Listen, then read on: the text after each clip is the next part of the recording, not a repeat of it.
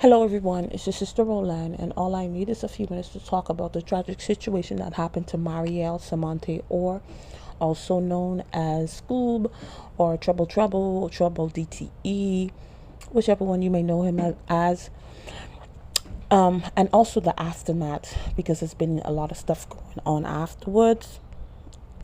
So he lost his life. Mariel lost his life on June 5th, 2022. If you don't know, he was visiting a local Atlanta rapper by the name, and this is a social media name also, Risa Royce. So he was visiting her, and in the middle of the night, while both of them were sleeping, the ex-boyfriend of Risa Royce, whose name is Jamichael Jones, some people say he barged in, some people say he had a key, whatever, he got in, and as soon as he got in, allegedly he started, putting hands on Risa. And in the midst of all this, all of that commotion awakened Mariel, and it's alleged that they started going at it. I believe it was his weapon, Mariel's weapon. I'm not sure, but he was allegedly hurt, taken out by this weapon, and unfortunately he lost his life. And so many things can be said about this tragic situation, because first of all, I believe allegedly Jermichael was living with this lady at a point of time, and he had recently moved out. We don't say moved out, because I think he still had his stuff there or whatever, and he was not in the apartment at the time, basically, because they had gotten an altercation, allegedly, because she was asking Jermichael, Risa was asking Jermichael, money for paying bills, or if he's gonna get a job or whatever, and then he put hands on her, and then he fled the scene. And I believe it looked like from that time, from that incident, she hadn't seen him. So haven't seen him, maybe she tried to reach out to him, I don't know, but she did had some type of relationship. They knew each other. Mariel and Risa knew each other, because I have seen a picture of them together. And maybe, all this happened, she reached out to him, maybe they saw each other someplace, but somehow they got back in contact with each other, or they never even lost contact. And maybe she reached out to Mariel, you going through things, and then you have this man who probably is willing to listen, because he seemed like somebody like that, who you would call him and listening, maybe giving her advice or whatever. And of course she felt comfortable enough to bring him back to her house, because a lot of people was saying that she set him up and different things. We don't know yet, because I don't think she probably didn't know this is what's going to happen. But I don't believe she deliberately set him up, because this guy has a lot of people behind him. I don't think that she would deliberately set him up. Even though this Jamichael Jones, it seems he probably was in doing music or rapping. I don't know what he was doing in some of those videos. But I don't think this girl would deliberately start, because that would be a very big mistake if she even thought about doing something like that. But it was a decision that she made that ended 3 people's lives when you really look at it. And why we came to talk about this is because she put out a statement, and today they had his funeral. They had a funeral at 11, and she decided to put out this statement. So this is a statement via Hollywood Unlocked, and this is her. I guess she deleted all of her social medias, all of her TikTok, Facebook, whatever, Snapchat, Instagram, all them stuff, Twitter. She deleted all of that. She deleted all that. And I guess she just opened up the Instagram just to put out this statement of all days today when they was laying this man to rest. And this is she has a picture of him right here. If you see another name on Instagram, that's not her. That's somebody, people trying to make pages. I don't know what's wrong with people. This is what she said, it took a lot for me to put my page back up. I don't like the evil things that's being said about me, all the false narratives and the threats. I don't have nothing to prove to social media, yet you're making a statement. To the ones that know me personally, know my heart is gold and my story will be told. She just wanted to rap and rhyme. And that was, no. This situation has mentally messed me up and traumatized me, as it should. God got me heartbroken. God don't have nothing to do with this, sweetie. Nothing. Pray, long live trouble, my angel. I don't think you want his angel to be your angel, because this young man died a tragic way. I mean, he was sleeping, he was awakened in his sleep, and in defending you, allegedly, he lost his life. So that's a violent way to go out, and you want his angel to watch over you. And why I have a problem with this statement is because I don't know who told her to put this out there. I'm not sure, but if somebody told you to put this out there, young lady, don't ever listen to that person again. Don't ever take their advice, because this was not the time to do this. Because they buried this young man today where the focus was supposed to be on his funeral. Now people are focused on the statement that she put out there. And even though you put it out there and you closed down your social media, now this is being pushed out there, the statement that you made. And sometimes, when we make, because like I said, we can decide to do whatever we want to do, but we don't get to decide to choose the consequences.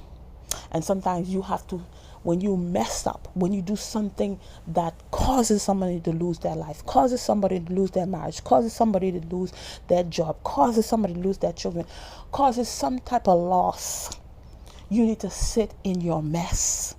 You have to sit in your mess. You cannot be blaming people, trying to defend, because most of the time you come and try to defend yourself, you look even more guilty. Because if you don't have nothing to prove to social media, why are you on social media trying to prove yourself? Isn't that an oxymoron or ironic? I don't know. Isn't it irony? You don't have nothing to prove to social media, but yet you went on social media. I can understand if you went to the newspaper or but you went on social media to prove yourself. At the end of the day, this lady was living with this man. Yes, he had left the home for a week.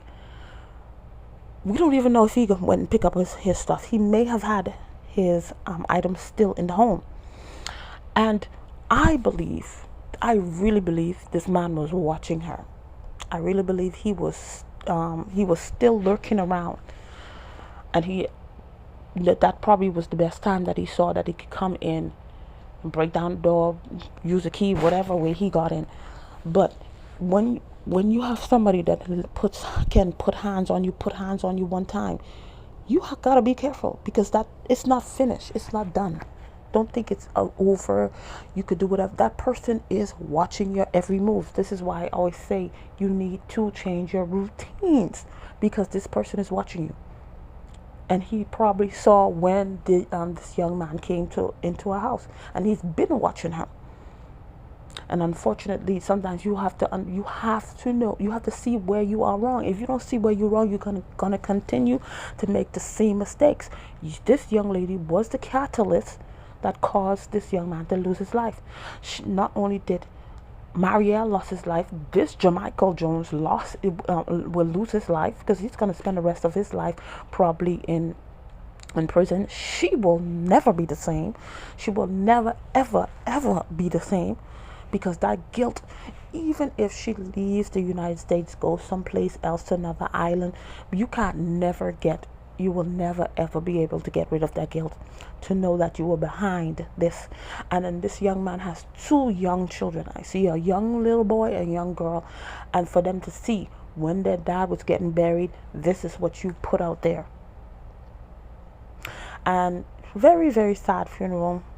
Boosie was friends with Boosie's, I believe, for like 5 years, but there were many other young men up there that said they knew him for like 20 years, like over 20 years, and they were completely heartbroken. And this is what sometimes you tell the person you love them now. Tell them what they mean to you now. Not saying that they didn't do it, but sometimes that's just a reminder. This is what we have to do, because we never know.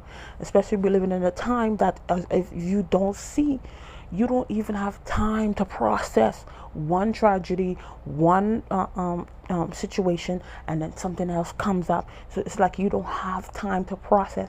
This is why we need to appreciate people who have been there for us, who have showed us, who have opened doors for us, who have been a friend, been always there for us. We need to give them, like you guys say, give them their flowers now. Give them their flowers now. People who have educated you, people who have opened your eyes, give them your flowers now. And to show that you really, really rock with school, or Mariel, or Trouble DTA. He has 2 kids left behind. He has a mother. Y'all can never forget them kids. I know, people say, yeah, they're not going to forget them kids. They're not going to forget them kids. But, stuff happen now. Everybody's emotion is high and stuff like that. But because they still young kids. They still young kids. So he will never be able to see those kids graduate kindergarten. I don't know what grade they in. Graduate kindergarten, graduate elementary, graduate middle school, high school. This young man would never be able to see that. Never be able to see that. So this is and I remember when I lost my father, it was years down the line. We would be walking the street, and then people would come up to me and say, "Man, your dad was a good guy," and then they would buy me stuff. Your dad always looked out for me. He always made a way. That's how you show you rock with the person. That's how you show how you gonna miss the person. Those kids should never want for nothing. When they get 10, when they get 13, when they get 15, when they get 18, they should never want for nothing. Give people their flowers now. Tell them how you appreciate them now. But disclaimer, if it's somebody that you've been trying your best to fix the relationship, whether it's a sister, brother, mother, father, you have done everything that you can and you can't fix the relationship. Don't be letting tragedies and funerals make you go back and try to fix it again. No. If you try it over and over again, it's not going to work. No, some people, you just have to love them from afar. So I'm not talking to you. Okay, I'm not talking to you who have toxic family members. If you have toxic family members, I'm not talking to you. But for the ones who have people that have always been there for you, call them, tell them, I love you. And hug them, send them flowers. They have edible arrangements. I don't know if they have that in your area. Send them edible arrangements.